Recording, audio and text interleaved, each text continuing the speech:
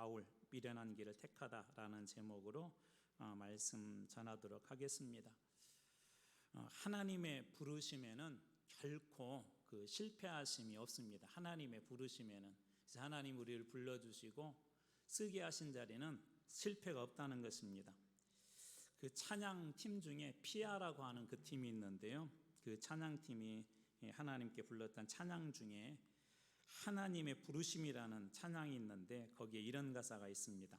하나님의 부르심에는 결코 실수가 없네, 나를 부르신 하나님의 신실하심을 믿네 라고 하는 그런 그 가사가 있습니다.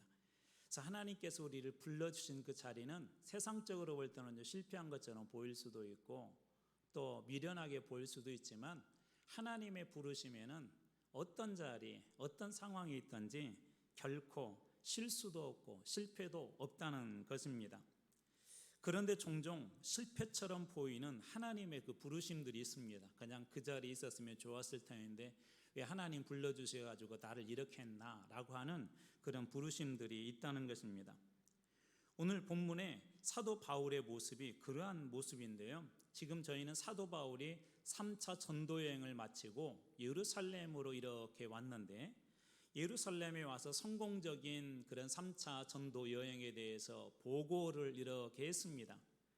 그런데 이상한 그런 소문이 이 예루살렘에 돌고 있었죠. 그래서 이 교회, 예루살렘 교회에 있는 사람들이 이런저런 그 소문에 대한 그런 이야기를 해서 어쩔 수 없이 이제 바울이 성전에 가서 그 결례, 이 정결의식을 행하는 그 장면으로 우리 앞부분에서 보았는데요, 오늘 말씀은 이제 그 부분이 끝나고 나서부터 시작되어지는 말씀입니다.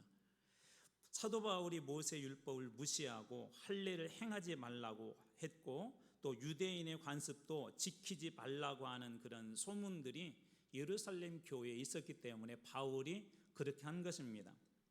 게다가 오늘 본문에서는 이제 비그리스도인들, 유대인들 중에 예수를 믿지 않는 사람들, 특별히 디아스포라, 흩어졌던 유대인들 중에 이때가 이제 오순절이 가까워왔기 때문에 예루살렘으로 사람들이 모여들었거든요. 특별히 아시아에서 온 그런 유대인들 때문에 큰 고난을 당하는 그 장면이 오늘 본문의 말씀입니다. 그 고난의 시작 역시 그 소문 때문에 그랬어요. 소문. 그래서 그것이 어떤 소문이었냐면, 어떤 내용이었냐면 오늘 우리가 보았던 말씀의 27, 28절인데요. 제가 한번 읽어드리겠습니다. 그 이래가 거의 참에 이제 7일이란 말이에요. 7일 동안 이 정결의식을 하는데, 아시아로부터 우리 예배소 지역을 포함한 그 주변 지역을 이야기합니다. 아시아로부터 온 유대인들이 성전에서 바울을 보고 모든 무리를 충동하여 그를 붙들고, 지금 바울은 이제 성전에서 7일째가 거의 다 되어서 이제 이 결례, 이 정결의식을 마치려고 그렇게 하고 있는데, 그때 아시아에서 온 어떤 사람들이 바울을 발견하고는 바울을 붙잡았다는 거예요. 여러 사람들과 더불어서 바울을 붙잡았다. 28절입니다. 자, 외치되 그 사람들, 바울을 붙잡은 사람들이 외치는 것입니다. 이스라엘 사람들아 도우라. 이 사람은, 바울은 각 처에서 여러 곳에서 우리 백성과 이스라엘 사람들과 율법과 이곳 성전을 비방하여 모든 사람을 가르치는 자인데 또 헬라인을 데리고 성전에 들어가서 거룩한 곳을 더럽혔다 하니, 사도 바울이 성전에 있는 것을 보고 아시아에서 온, 아마 이 사람들을 그 학자들은 예배소에서 왔다라고 그렇게 주장합니다. 왜냐하면 예배소에서 바울이 상당히 오랜 기간 동안 복음을 전하고 가르치는 일을 했기 때문에 어느 다른 지역보다도 이 사도 바울을 그 유대인들, 특별히 유대인들이 싫어했잖아요. 그래서 이 바울을 잘 알았다라고 그렇게 추정하고 있습니다. 그래서 아마 이 사람들은 예배소에서 왔을 터인데, 이 사람들이 사도 바울에 대해서 어떤 그런 비방을 하게 되냐면 이스라엘 백성과 율법과 성전을 비방했다라는 게 큰 요지의 핵심이고, 그리고 또 하나는 헬라인 이방인이죠. 이방인을 데리고 성전에 들어가서 성전을 더럽혔다라고 그렇게 이야기를 합니다. 이와 같은 바울의 소문은 사실은 거짓이죠. 이런 소문을 결정적으로 믿게 한 한 가지 사건이 있었는데요, 그 말씀이 29절입니다. 왜 이들은 이 바울이 그렇게 했다고 믿는가? 29절. 자, 이는 그들이 전에 예배소 사람 드로비모가 바울과 함께 시내에 있음을 보고 바울이 그를 성전에 데리고 들어간 줄로 생각합니다. 드로비모라거나 에베소 출신의 사람이 있었는데 바울이 함께 있는 걸 이렇게 보았어요. 그런데 어디에다가 순간 대입을 시켰냐면 바울이 저 이방인 에베소 사람 저 이방인을 데리고 성전에 들어갔다라고 이 사람들이 그렇게 생각했다는 거예요. 실은 그렇지 않은데 이 사람들 머릿속에는 바울은 늘 부정적이었었어요. 그래서 이런 부분을 자기 자신도 모르게 거기다 이렇게 대입하게 됩니다. 바울이 전에 이방인과 함께 있었던 것을 보고 유대인들은 그를 데리고 성전에 들어간 것으로 이렇게 생각한 것이죠.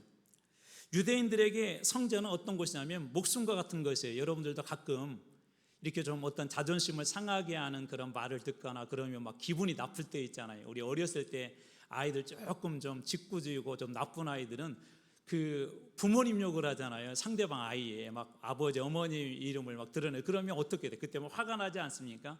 근데 유대인들에게 있어서 성전은 그런 자존심이었었고 생명이었었습니다. 일반적으로 이 성전에 이렇게 들어갔다라고 할 때 성전에 들어갔다 할 때 이방인들도 성전에 들어갈 수가 있었거든요. 그런데 성전에 들어가면 우리가 소위 바깥뜰이라고 하는 이방인들의 뜰이 있습니다. 거기까지는 들어갈 수가 있어요. 근데 그 안뜰 혹은 유대인들의 뜰이 있는데 이 뜰에는 이 이방인들은 절대로 들어갈 수 없었습니다. 소위 하나님께서 택하신 백성들 유대인들만 그 안에 들어갈 수 있었던 것이죠. 그래서 이 이방인의 뜰과 유대인들의 뜰에 울타리를 쳐놓고 거기에다가 경고문을 이렇게 딱 붙여놓습니다. 이 울타리를 넘는 이방인들은 즉시 사형에 처할 것이다. 사형에 처할 것이다. 심지어 로마가 이스라엘을 이렇게 지배하고 있을 때에도요, 이것은 감히 건들지 못했어요. 왜냐하면 유대인들에게 이게 자존심이거든요. 생명이거든요. 그 안에는 유대인들에게는 정말 거룩한 곳이에요. 그래서 그 안에는 절대 이방인들은 들어올 수 없습니다. 그런데 방금 우리가 읽었던 29절에 그를 데리고 드로비모를 데리고 성전에 들어갔다라고 할 때는 이방인의 뜰이 아니라 바로 그 유대인 뜰, 소위 그 안뜰을 이야기하고 있는 것입니다. 어떤 경고문이 붙었다고요? 이 울타리를 넘는 자는 즉시 사형에 처할 것이다. 그 정도로 유대인들에게서는 성스러우면서도 거룩하면서도 본인들이 꼭 지키고 싶은 그런 곳이 바로 그 유대인들 뜰, 그 안뜰이었던 것입니다. 바로 그런 곳에 이 사도 바울이 이방인인 드로비모를 데리고 들어갔다라고 이 사람들이 이렇게 생각한 거예요. 실은 아닌데, 방금 저희들이 29절에서 읽어본 것처럼 실은 그렇지 않은데 시내에서 있는 것을 같이 본 것을 가지고 사도 바울을 부정적으로 생각했기 때문에 그렇게 그냥 머릿속에서 소위 확증을 해버린 것이죠. 가끔 생각이 사실로 각인되는 그런 일들이 있어요. 그냥 이게 생각인데 우리 머릿속에는 어떻게 각인이 되냐면 그것을 사실로 인지하고 받아들이는 그런 것들이 종종 있습니다. 어떤 경우에는 첫 번째로 반복적인 생각이 그렇대요. 반복적인 생각, 반복적으로 계속 그걸 생각하다 보면 시간이 지남에 따라 그것을 사실적으로 이렇게 받아들인대요. 예전에 이런 얘기를, 제가 재밌는 얘기를 들었어요. 어떤 얘기를 들었냐면 어떤 그 시골 사람이 그 옆집에 가서 도끼를 이렇게 비리러 갔대요. 나 나무를 좀 하러 가야 되는데 큰 나무를 하나 이렇게 좀 잘라야 되는 도끼가 필요하네. 그러니까 이 주인이 좀 빌려주기가 싫었어요. 그래서 나 도끼 없다고, 사실은 저 도끼도 있는데 없다고, 누가 빌려갔다고 이게 거짓말을 한 거예요. 그리고 났다가 이제 얼마 지나지 않았는데 이제 그 주인이, 도끼 주인이 도끼를 쓰려고 이렇게 찾아보니까 도끼가 안 보이는 거예요. 그럴 때 머릿속에 뭐가 번뜩 생각이 나냐면 지난번에 옆집에 그 개똥이가 도끼를 빌려달라고 했는데 내가 없다고 그랬는데 그때 개똥이가 몰래 와가지고 이것을 훔쳐가지 않았을까라고 생각을 했어요. 아무리 생각해도 이 도끼를 빌려준 적도 없고 누구한테 준 적도 없고 그러는데 도끼가 사라져 버렸잖아요. 그래서 이분의 머릿속에 누가 그랬을까 생각해봐도 그 사람이 그런 거예요. 계속해서 어느 순간에 그 사람이 이렇게 도둑이 되어버렸습니다. 그놈이 내 걸 훔쳐가지 않았을까 해서 훔쳐갔어로 이렇게 바뀌어버린 것이죠. 어느 때는 반복적인 그런 생각들이 그 생각이 사실처럼 우리 뇌가 이렇게 받아들이기도 합니다. 또 확증 편향이라고 있는 것이 있는데요. 기존의 믿음이나 신념을 확인하고 싶어서 어떤 증거를 갖다가 자꾸 찾아내는 거예요. 쉽게 얘기하자면 저 사람은 도둑이야. 그래서 그 도둑일 수밖에 없는 나쁜 이유를 자꾸 찾아내죠. 계속 그 사람에게서. 그래서 그 증거를 가지고 저 사람은 도둑놈이라고 그렇게 확증한다는 거예요. 또 이것인 게 쉽게 얘기하자면 우리도 종종 이런 말을 쓰잖아요. 흔히 보고 싶은 것만 보고 듣고 싶은 것만 듣는다라는 게 일종의 확증 편향입니다. 또 세 번째로 하나 이렇게 이 생각이 사실로 각인되는 세 번째 이유 중에 하나는 이런 것이 있어요. 문화적인 신념이나 사회적인 요인 역시 진실로 받아들이는 경향이 있대요. 우리 대표적으로 우리 광주에 우리 상처인 우리 5.18의 일이 바로 그런 거와 비슷합니다. 우리 보수에 있는 사람들이 뭐라고 얘기를 하냐면 극보수에 있는 사람들이 북한군들이 개입해서 그렇다고 이 사람들은 그것을 이렇게 믿어요. 이 본인들이 가지고 있던 정치 성향 내에서 자꾸 해석하려고 하다 보니까 도대체 이런 민주주의 국가에서는 그런 것도 일어나지 않았는데 하면서 어디에다가 말도 안 되는 것에 결부시키냐면 이 어떤 사진을 대면서 저 사람은 저 북한에 있었던 인민군 누구다 하면서 자꾸 결부를 시키는 거예요. 그래서 본인이 가지고 있던 사상 혹은 문화적인 신념 이런 사회적 그런 요인들 역시 진실로 받아들이는 그런 경향이 있대요. 이 사도 바울은 지금 유대인들이 어떤 사람이었냐면 상당히 좀 부정적인 사람이었었죠. 바울도 예전에 유대인이었을 때 예수 믿는 사람을 핍박하지 않았습니까? 그래서 바울을 자꾸 바라볼 때마다 어떻게 생각하자면 저놈은 우리 유대교를 갖다가 아주 그 먹칠한 사람, 또 거기에다가 이 율법을 무시한 사람, 모세를 통해서 준 율법을 무시한 사람, 그리고 유대인의 관습도 무시하고, 그리고 성전도 그냥 무시하는 사람, 성전을 더럽힌 사람, 그렇게 생각한 거예요. 그러다 보니까 어느 순간에 이 에베소 사람 드로비모하고 밖에서 만난 그 장면을 보고 이 사람들은 어떻게 생각을 하게 되냐면 저 사람이 성전 안에서 이방인의 뜰밖에 못한 이방인을 유대인의 뜰로 데리고 왔다고 그렇게 생각한 겁니다. 유대인들의 입장에서는 그 이야기를 듣는 순간 내가 그거 봤어 라고 그렇게 이야기하니까 얼마나 화가 이렇게 돋겠어요. 그래서 사람들이 그 충동에 넘어가서 이제 큰 무리가 되어서 이 사도 바울을 붙잡은 것입니다. 율법, 이스라엘 백성, 성전을 무시했다고 하니까 그 다음부터는 사도 바울이 어떤 말도 들어오지 않습니다. 이런 거짓 소문과 생각의 오류의 결과가 무엇입니까? 오늘 30절 말씀입니다. 자, 온 성이 소동하여, 이제는 온 성이 소동했대요. 온 성이 소동하여서 백성이 달려와 모여 바울을 잡아 성전 밖으로 끌고 나가니 문들이 곧 닫힌지라. 여기에서 우리가 봐야 될 것들이 동사들이거든요. 달려왔다, 모였다, 잡았다, 나갔다, 닫혔다. 이 일들이 순식간에 아주 재빠르게 아주 스피드 있게 이 30절 말씀에서 진행되고 있는 것을 이렇게 보게 됩니다. 악한 일에 아주 신속하게 많은 사람들이 그렇게 동참했던 것이죠.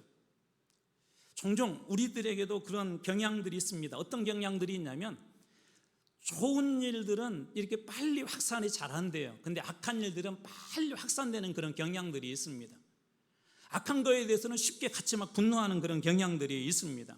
예수님도 그러지 않았습니까? 예수님에 대해서 많은 사람들이 막 왕이라고 그렇게까지 지켜 세우고 예루살렘으로 입성할 때 이 호산나 그렇게 찬송했던 사람들이 그 군중들이 어느 순간에 다 변하지 않습니까? 빌라도도 뭐라고 이야기를 하냐면 예수님에 대해서 죄를 찾지 못했다고 하는데 어느 날 이렇게 바뀝니다. 마가복음 15장 15절 빌라도가 무리에게 만족을 주고자 하여 바라바는 놓아주고 예수는 채찍질하고 십자가에 못 박히게 넘겨주니라. 빌라도가 왜 예수님을 넘겨주었다고? 무리에게 만족을 주고 싶어서 그냥 같이 그 악한 일에 돌아가는 거예요. 그 속에 같이 그냥 동참하는 것입니다. 우리나라 자유민주주의가 이렇게 그래도 여기까지 올 수 있었던 이유가 뭐죠? 민주주의가 아닌 걸 가지고 거짓 민주주의라고 할 때 손을 들고 그것이 잘못됐다고 했던, 그렇게 민주주의를 위해서 싸우고 했던 그런 사람들이 있었기 때문에 오늘날 우리가 이 자유를 누리고 있는 것 아닙니까? 그런데 이상하게 이 악한 일에는 이 동역하는 사람들이 상당히 많습니다. 진실과 상관없이 이 빌라도처럼 자기의 유익을 위해서 예수를 넘겨주고 그리고 사람들이 예수를 죽여라고 하니까 그냥 그 속에 들어가서 같이 예수를 죽여라고 합니다. 사도 바울에게도 똑같은 현상이 일어난 거예요. 그냥 사도 바울에 대해서 지금 어떠한 것들도 보지도 않고 어떤 증명된 것도 없는데 어떤 사람이 바울이 우리 율법을 무시하고 성전을 더럽혔다 하니까 그 이야기 분노해서 이 사도 바울을 이 붙잡으러 사람들이 달려왔고 모였고 잡아서 이제 그를 끌고 성전에서 피가 흘리게 되면 성전이 더럽혀지니까 이 성전 밖으로 그리고 이렇게 그를 데리고 나간 것입니다.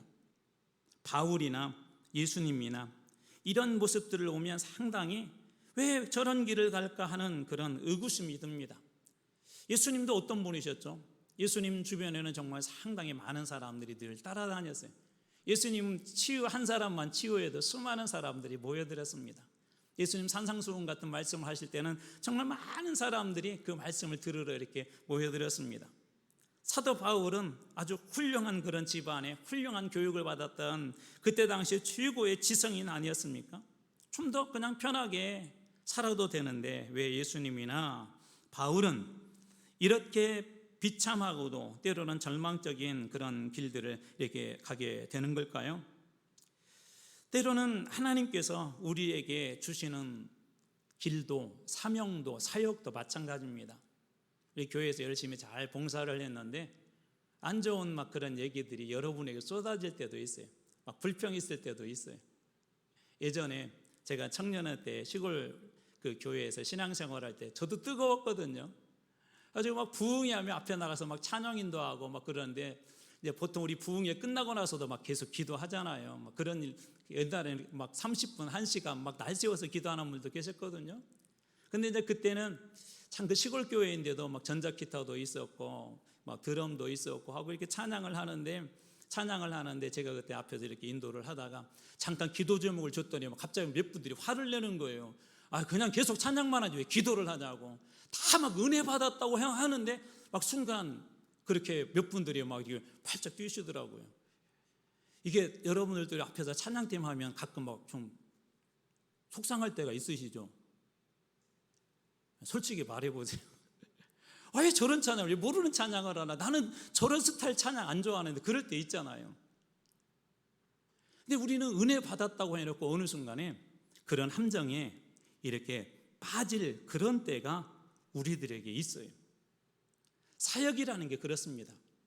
우리 주일날 예수의 길에 대해서 계속 말씀 나누고 있지만 예수의 길이라는 게 그래요. 진리를 위해서 가지만 때로는 이런 핍박도 있고 고난도 있고 진리를 위해서 가지만 때로는 소외당하는 것도 있고 사람들이 알아주지도 않고 때로는 욕과 또 치욕과 심지어 침뱉음 당하는 그런 일을 우리 예수님도 당하지 않습니까? 사도 바울이 이런 일을 몰랐을까요? 예루살렘에 올라가면 이런 고난이 있을 거라는 것을 사도 바울도 알았습니다. 왜 그렇죠? 우리가 이미 앞에서 보았던 것처럼 가이사라라는 곳에 갔을 때 빌립 집사님이 그때 거기에 살고 있었는데 그 집에 잠깐 머물고 있었을 때 아가보라는 사람이 와서 이미 예언을 해줬어요. 사도행전 21장 11절 우리에게 와서 바울의 띠를 가져다가 자기 수족을 잡아매고 말하기를 성령이 말씀하시되 예루살렘에서 유대인들이 이같이 이 띠 임자 바울을 얘기하는 거죠. 이 띠 임자를 결박하여 이방인의 손에 넘겨주리라.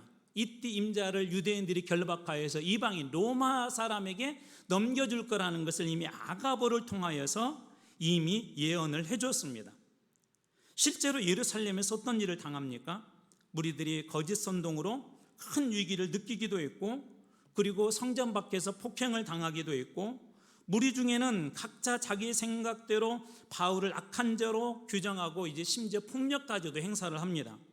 그리고 심지어 바울을 죽이려고 하는 시도를 했다는 게 오늘 본문의 말씀에도 나와 있습니다. 예수님처럼 바울도 결박당하고 죽임당할 뻔한 그런 일들이 있었고 그리고 로마 군인들에게는 죄인처럼 붙잡혀서 쇠사슬로 묶임을 당합니다. 사도행전 21장 33절입니다.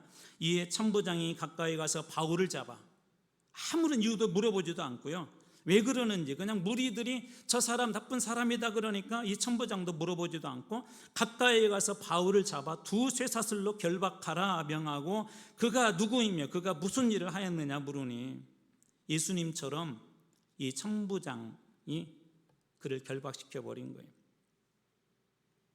법도 군인도 어느 누구도 이 사도 바울에 대해서 그가 어떤 사람인지 관심은 없고 1차적으로 그를 죄인 취급한 것입니다. 36절 말씀은 그리고 이렇게 이어집니다. 이는 백성의 무리가 그를 없이하고자 외치며 따라가미려라. 심지어 어떻게 하려고 했다고요? 죽이려고 그랬다는 거예요. 죽이려고. 자, 그렇다면 왜 사도 바울은 알면서도 이 예루살렘으로 가려고 했죠? 우리 지난번에 봤지만 잠깐 복습을 하겠습니다. 첫 번째로는 사명 때문에 간 거예요. 그곳에 가면 죽을 일이 분명히 죽을 수밖에 없는 그런 일, 어려운 고난을 당할 수밖에 없음을 알면서도 예루살렘을 사명을 가지고 그가 가게 됩니다. 선교 보고도 해야 되고 이방 교회들이 바울에게 맡긴 예루살렘 교회 전달하라고 한 그 헌금을 전달하기 위해서 그 미련한 길을 사도 바울이 간 것입니다. 이처럼 때로는 하나님의 그 계획이 미련한 것처럼 보일 수가 있어요. 우리에게 사역을 맡겨주셨을 때 좋은 일만 있으면 괜찮은데 앞에서 보았던 것처럼 그렇지 않습니다. 왜 하나님은 이런 길로 인도할까라고 하는 그런 때가 있습니다. 왜 하나님께서는 우리들로 하여금 죽고 싶을 만큼 힘들 정도로 어려운 곳에 나를 보내셨을까 하는 그런 때가 있습니다. 그런데 왜 이런 것들이 우리들에게 필요한 줄 아세요? 인간은 절망의 끝에 가게 되면 무엇을 보게 되냐면 우리 자신의 본질을 보게 됩니다. 우리가 아무것도 할 수 없다는 것을. 그리고 그 절망의 끝에 가게 되면 그 사람의 신앙의 본질적인 것들이 드러나기 시작합니다. 그 사람이 하나님을 붙잡아야 될지 아니면 다른 것을 붙잡아야 될지 깨닫는 순간 하나님을 붙잡아야 된다는 깨닫게 된다면 믿음이 더 성장하게 될 것이고, 그런 상황에서 예수를 나는 잘 믿는다 했는데 다른 방법을 취하려고 한다면 여전히 부족한 자신을 발견하게 될 것입니다. 근데 때때로 그래서 하나님이 우리 이렇게 절망의 상황으로 인도해 간다는 거예요. 그 사명을 따라 갔는데도. 그런데 때로는 하나님의 계획이 이렇게 미련해 보여도 그 속에는 하나님의 놀라운 그런 계획들이 있는 것을 우리는 성경 곳곳에서 만날 수가 있습니다. 우리 성경 여러 곳에 제가 한번 찾아봐야죠. 순간 미련하게 보였던 일들이 어떤 일이 있었을까? 세상 사람들이 볼 때도 왜 예수 믿는 사람들 저렇게 미련하다고 느꼈던 그 장면 몇 곳을 짧게 한번 소개하도록 하겠습니다. 첫 번째로 그 출애굽기 14장에 나와 있는 장면입니다. 어떤 장면이냐면 이스라엘 백성들이 홍해에 갇히게 되었죠. 그래서 뒤에는 바로의 군대가 쫓아오고 앞에는 홍해가 있을 때 바로가 이렇게 얘기를 해요. 바로가 이스라엘 자손에 대하여 말하기를 그들이 그 땅에서 멀리 떠나 광야에 갇힌 바 되었다 하리라. 지금 누가 인도하신 거죠? 하나님께서 인도하셨는데 광야에 갇히고 간 거예요. 바로가 볼 때는 왜 저 사람들 이렇게 미련해? 하나님 믿는다면서 하나님께서 본인들을 이렇게 인도해내고 광야에서 예배드리라고 그렇게 인도해냈다면서 왜 저렇게 됐어? 라고 바로가 그렇게 이야기하고 있는 것입니다. 또 한 사람을 소개하자면 다니엘이죠.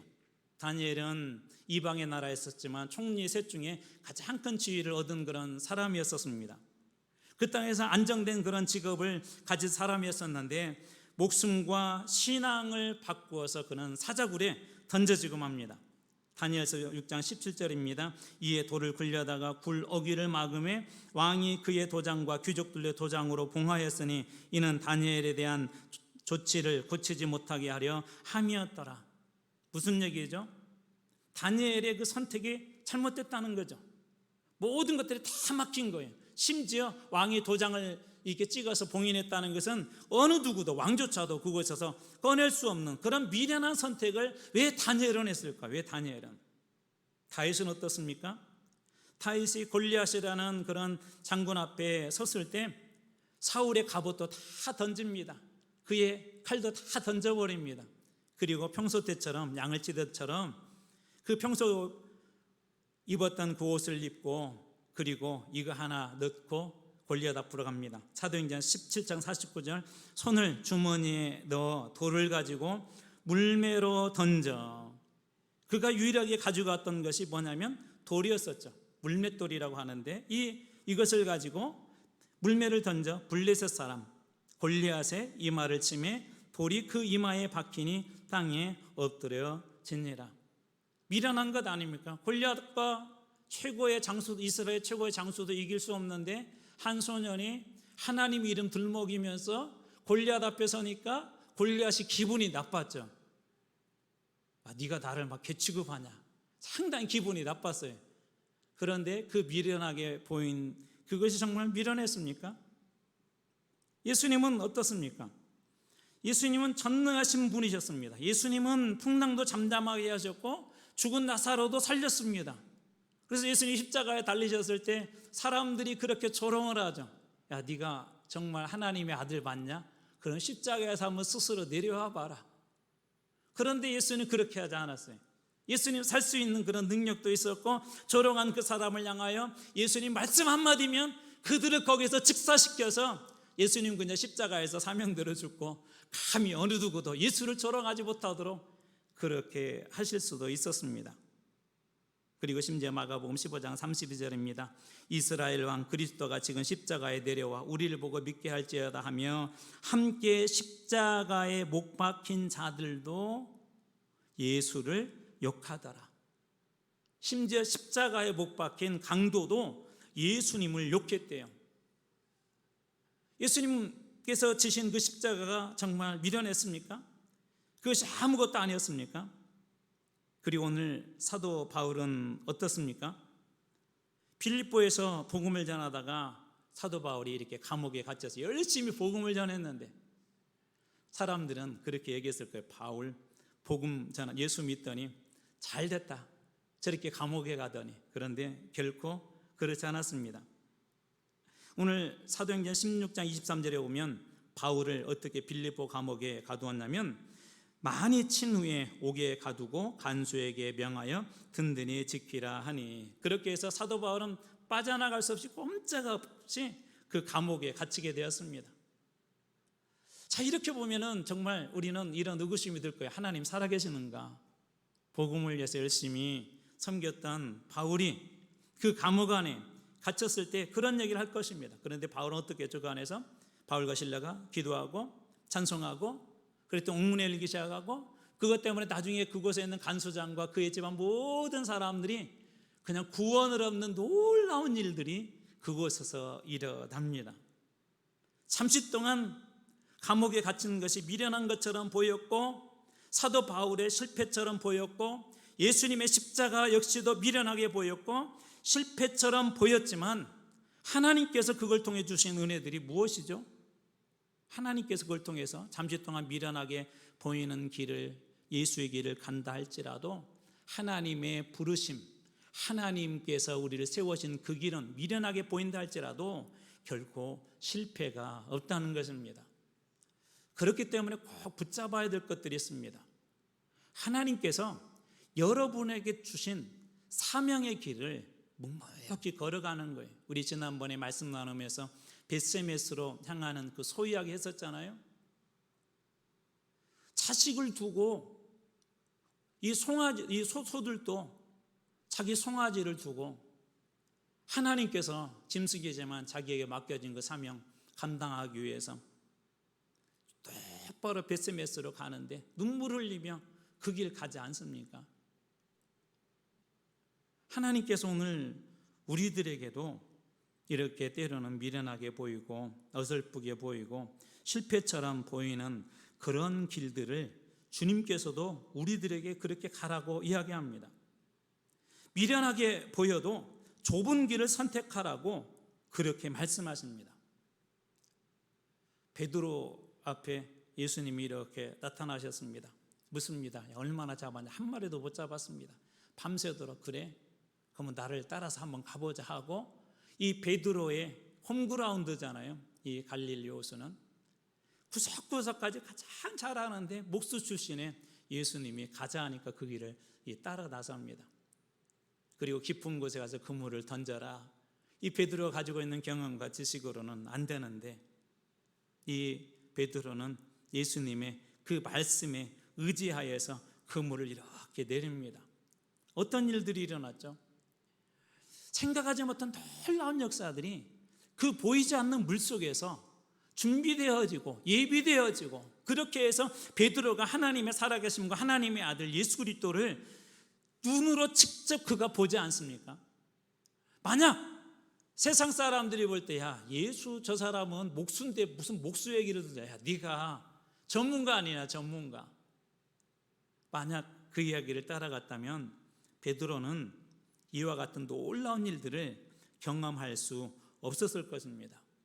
이것을 다른 말로 얘기하자면 그게 좁은 문이라는 거예요. 좁은 문.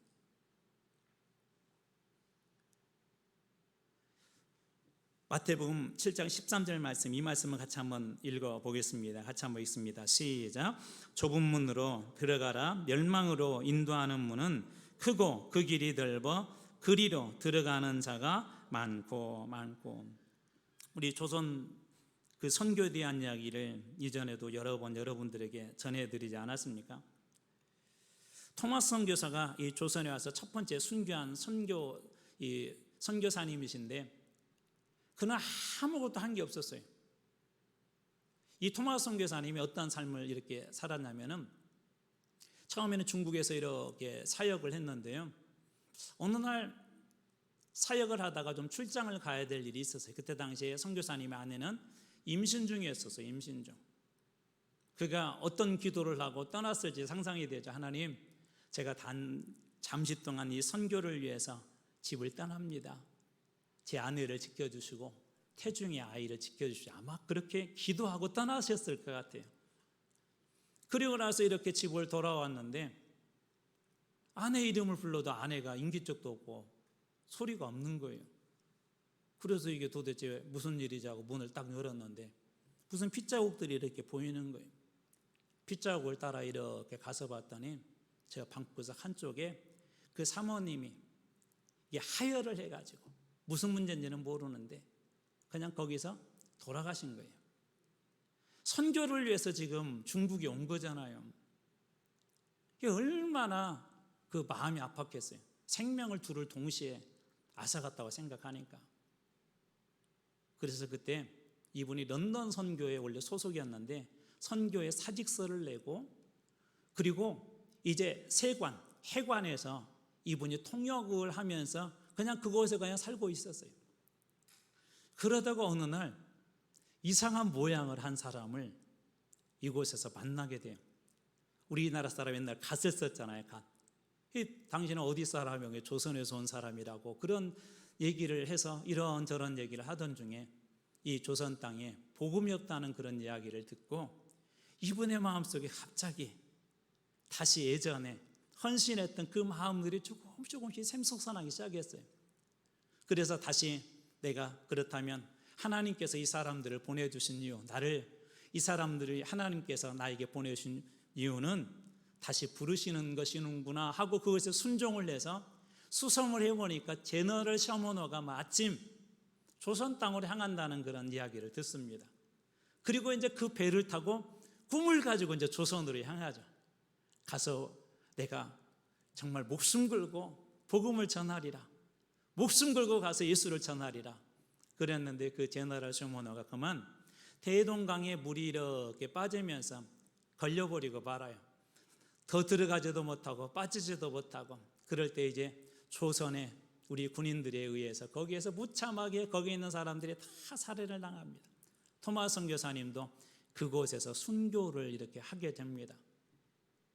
그러면서 그때 성경책을 이렇게 던졌는데 그것이 나중에 어디에까지 여정하냐면 여러분들이 잘 아는 평양 대부흥운동의 아주 중요한 그런 그 교회, 장대현 교회의 시발점이 된 넓다리꽃 교회가 세워지는 시초가 되고요. 그것을 통해 장대현 교회를 통해서 한국교회에 엄청난 부흥의 역사가 일어나게 됩니다. 그 순교를 했을 때는 그때 당시에 이게 조선 선교는 어렵다, 이런 소문들이 이곳저곳에 있었어요. 근데 하나님은 그렇지 않으셨어요. 그 일을 통하여서 많은 사람들이 조선 땅에 이 예수를 믿게 되는 놀라운 일들이 일어나게 되어서 평양을 어떻게 불렀냐면 조선의 예루살렘이다. 조선의 예루살렘. 평양 그러면 여러분 뭐가 생각나세요? 평양? 빨리 한번 보세요. 평양에 가면 기생들이 많았어요, 옛날에. 그래서 평양 기생을 알아줬습니다. 여러분들은 별로 그런 거 관심 없어서 모르시는 것 같아요. 근데 제가 이제 선교를 쭉 공부하다 보니까 평양에 기생들이 많았는데 나중에 무슨 일들이 일어났냐, 이 복음이 들어오면서 이분들이 장사가 안 되는 거예요, 소위. 그래가지고 이기풍 목사님 같은 분들도 여러 가지 고난을 당하기도 하고 그런 일들이 평양 땅에서 일어나게 됩니다. 그때 당시에 토마스 선교사님이 순교를 할 때만 하더라도 그냥 한 사람의 젊은 사람 참 죽음이 헛되이 죽었다라고 그렇게 생각했고 그 죽음이 미련한 것처럼 보였지만 그 좁은 길로 갔던 사람, 미련한 길로 갔던 그 선교사님을 통하여서 이 평양에 부흥이 일어나고 그것도 장대한 교회를 통해서 우리 한국 땅에 놀라운 부흥의 역사가 그렇게 일어난 것입니다. 그리고 이제 그 옆에다가 토마스 기념교회를 세웠어요. 토마스 기념교회. 그런데 그곳은 나중에 어떻게 되었겠어요? 이제 공산화가 되면서 흔적도 없이 사라졌잖아요. 근데 제가 아는 장로님이 예전에 이제 북한도 우리 왔다 갔다 할 때 그 평양에 들어간 적이 있었는데 안내하신 분이 저희 그 장로님이 그분이 예수를 믿는 줄 아니까 안내하시는 분이 어느 이 대동강변을 가다가 이렇게 묻더래요.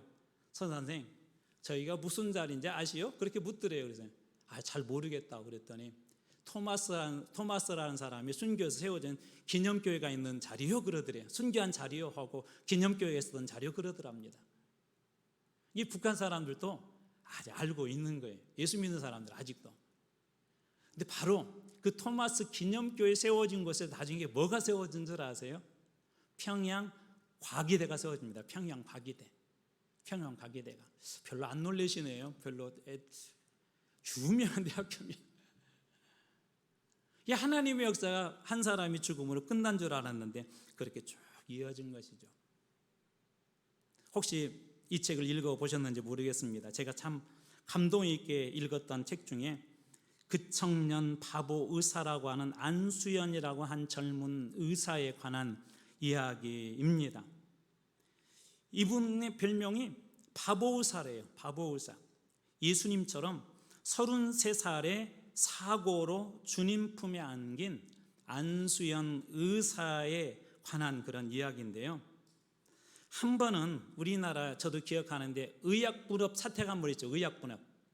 그래서 이 의약분업 사태 때 의사들도 그때 많이 이 진료를 거부하고 막 모여서 국가를 향하여서 요구하고 그런 때가 있었지 않습니까? 그러다 보니까 그때 어떤 일들이 일어나면 진료 공백이 일어나게 되고 응급실 같은 곳에서 바로 사람들이 가서 치료를 받아야 살 수 있는 그러지 못해서 이렇게 돌아가시는 분들이 좀 계셨어요. 그런데 그때 3대 후배들이 전부 다 그 자리에 나갈 때 이 안수연이라고 하는 이 청년 의사는 그때 당시에 혼자 병원에 남아서 환자를 다 돌봤대요. 당시 대학병원 전공이었는데 남보다 돋보이고 싶어서도 그리고 칭찬받고 싶어서도 아니고 누가 시켜서도 아니고 생명과 위로를 전하는 것이 주님의 사명. 이분은 어떤 사명감을 가지고 있었냐면 목사님들이 목사라고 하는 그 직함이 하나님께서 주신 제사장인 것처럼 의사는 의사의 자리에게 주신 하나님이신 제사장의 자리다. 그것이 만인 제사장론 아니에요. 그런 생각이 늘 있었어요. 그래서 자기를 이곳에 세우신 것은 생명을 살리는 그런 일, 근데 누구에게 잘 보이고 싶어서도 아니고 잘나서 그런 것도 아니고 그냥 생명과 위로를 전하는 것이 주님께서 의사로서 자신에게 주신 사명이라고 생각했기 때문에 그렇게 했대요. 그렇게 하다 보니까 당시 선 후배들의 눈총도 따가웠겠죠. 왜 너만 그러냐 하고, 야 너만 사람들한테 칭찬받으려고 그러냐? 그런 얘기도 있었겠죠. 혼자 잘난 체 한다고 하는 그런 얘기도 있었을 것입니다. 그런데 그렇게 이분은 계속해서 그런 미련한 길을 걸었대요. 그 책에 나와 있는 내용들을 다 소개할 수는 없지만 이분이 돌아가시고 나서 장례식이 있었던 날에는 무려 4,000명의 사람들이 그분의 죽음을 애도하기 위해서 이렇게 다녀갔대요. 그 중에는 선후배 의사, 환자들과 가족들, 식당 아주머니, 그리고 병원에서 청소하는 분도 계셨다고 합니다. 몇 분의 간증을 짧게 한번 소개하도록 하겠습니다. 한 아주머니는 이렇게 말했다. 암투병 중인 남편을 간호하느라 몸도 마음도 지쳐 있을 때 성경책 한 권과 찬양 테이프, 그때 당시에는 테이프로 전해주던 그런 때였습니다. 찬양 테이프를 전해주고 갔다고 한다. 그날 밤 찬양을 듣고 또 듣고 성경책을 읽으며 큰 위로를 받았고, 이 아주머니는 이 안수연 청년의사를 이렇게 불렀어요. 그는 천사다, 천사. 병원 매점 앞에서 오랫동안 구두를 닦아오신 아저씨는 이렇게 말했대요.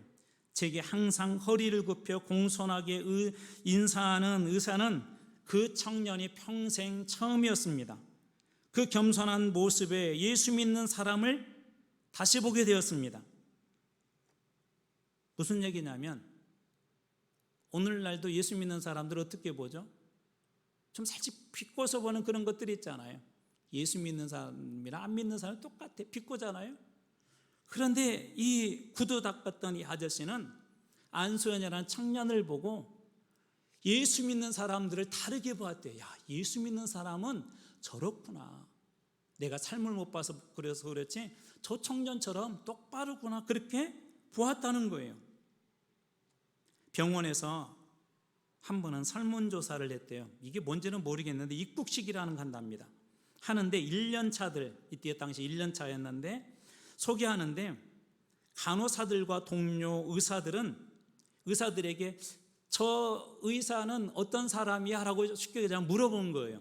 근데 이렇게 그날 사회자가 이 안수연 청년의사를 이렇게 소개했답니다. 보는 이들에게 감동을 주는 크리스천 주치. 그냥 보는 이들에게 감동을 주는 주치가 아니라 보는 이들에게 감동을 주는 크리스천 주치.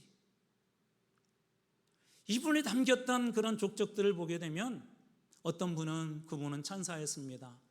어떤 분은 제가 그분을 보면서 예수 믿는 사람들을 다시 보게 되었습니다. 정말 예수 믿는 사람들 훌륭한 사람입니다. 그리고 어떤 분들은 보는 이들에게 감동을 주는 그리스도인 의사라고 그렇게 인정해 주었다는 것입니다. 예수님이 그 길 가지 않으셨습니까? 예수님께서 십자가에 지셨을 때 많은 사람들이 조롱하기도 하고 많은 사람들이 예수님을 향하여서 손가락질했습니다. 예수님께서 십자가에 달리셨을 때는 한편의 강도까지도 그 십자가에서 한번 내려와서 내가 예수라고, 하나님의 아들이라는 걸 증명해라고 그렇게 했습니다. 그런데 예수님은 미련한 자처럼 아무것도 하지 않았습니다. 그런데 십자가에서 예수님이 딱 죽고 나왔을 때 한 백부장이 예수님을 향하여 이렇게 고백합니다. 그는 진실로 하나님의 아들이었도다. 가장 미련하게 보였던 그 십자가의 자리에서, 그것도 예수님이 아무것도 할 수 없는 십자가에서 돌아가신 예수님을 보며 그 백부장이 할 수 있었던 진실한 고백은 뭐였냐면, 저분은 진짜 하나님의 아들이다라는 거예요. 왜 오늘날 우리 교회가, 왜 오늘날 이 시대에 우리 그리스도인들이 세상에서 인정받지 못합니까? 자꾸 우리 길 가려고 하니까 그러잖아요. 내가 가고 싶은 길 가려고 하니까 그렇지 않습니까? 내가 원하는 길로 가려고 그러니까 그렇지 않습니까? 우리가 예수님처럼 십자가의 길을 가게 되고 예수님처럼 십자가에서 우리가 죽을 수 있다면 세상 사람들도 우리들에게 그렇게 이야기할 겁니다. 저 사람은 진실로 그리스도인이다. 저 사람은 진실로 예수 믿는 사람이다. 저 사람은 진실로 하나님 믿는 하나님의 자녀다. 때로 예수 믿는 일들이 이렇게 미련하게 보이고 그 길이 우리에게 절망처럼 보일 수도 있지만, 만약 주님께서 오늘 이 시간에 여러분들에게 그 자리에서 죽기를 원하신다 할지라도, 사람들이 왜 죽으려고 그래, 왜 순교하려고 그래, 그렇게 이야기한다 할지라도, 저는 여러분들이 예수님처럼, 바울처럼 그 미련한 길에 여러분들이 다 서 있기를 주님의 이름으로 축원합니다. 그때 세상 사람들이 그렇게 이야기할 것입니다. 당신은 진짜 그리스도인입니다. 당신은 참 그리스도인입니다. 당신은 진짜 예수 믿는 사람입니다. 저는 여러분 모두가 비록 미련하게 보이는 우리 주님께서 그리고 바울과 많은 믿음의 선배들이 갔던 그 길이지만 우리도 그 길 끝에서 세상 사람들이 여러분을 보고 참 그리스도인이라고 그렇게 세워지는 놀라운 축복이 여러분 모두에게 있기를 주님의 이름으로 축원합니다. 기도하겠습니다.